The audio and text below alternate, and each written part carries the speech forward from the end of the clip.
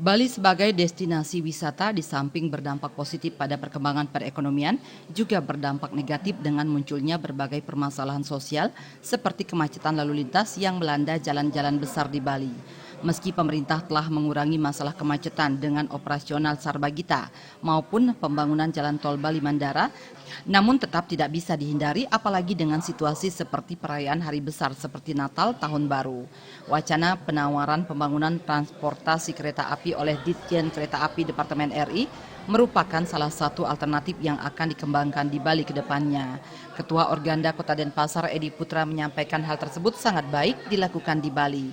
Selain untuk mengatasi kemacetan, alternatif tersebut juga bisa dijadikan sebagai akses meningkatkan keberadaan angkutan umum yang ada di Bali karena otomatis angkutan umum akan memiliki fungsi sebagai angkutan penumpang dari stasiun kereta api.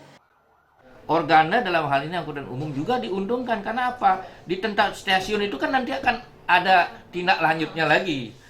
Jadi ya antar moda. Jadi antara kereta api nanti moda angkutannya menyematani. Jadi semua akan supply di sini ranting cabang itu mensuplai ini pun akan membawa dengan bagus.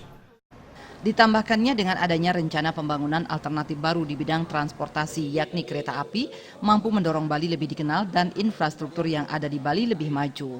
Meriantika dan Krisna Nanta, Bali TV.